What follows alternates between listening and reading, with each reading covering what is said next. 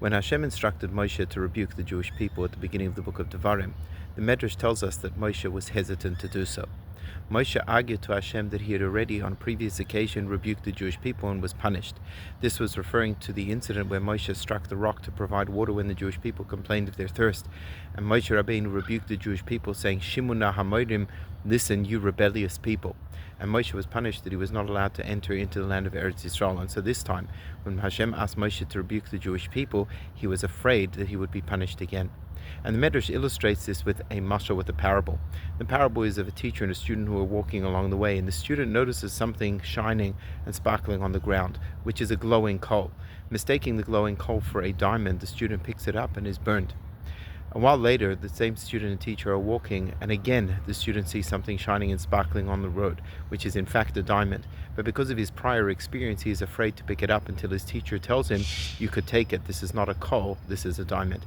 So too Hashem said to Moshe Rabbeinu that true, the last time you rebuked the Jewish people, it was a glowing coal that led to you being burned and punished, but this time it is a treasure, it's a diamond. So what is the difference? Why is it that Moshe was punished for his prior rebuke of the Jewish people when he hit the rock, but this time it was considered something meritorious?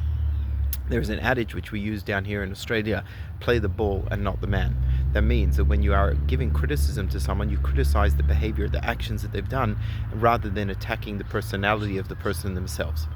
In the incidents when Moshe struck the rock, he refers to Jewish people as modim. He labels them and says, listen to me, you rebellious people. Rather than focusing on their behavior and their action, he labels and defines them as such. He sees them in a negative light. Whereas in this instant, in the beginning of the book of Devarim, Moshe Rabbeinu focuses specifically on the actions, the behaviors of the Jewish people in the various places and the sins that they did.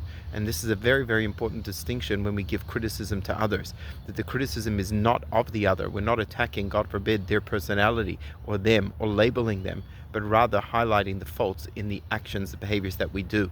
And that way we are able to show love and concern and empathy to the other person at the same time as expecting improvements in their behavior.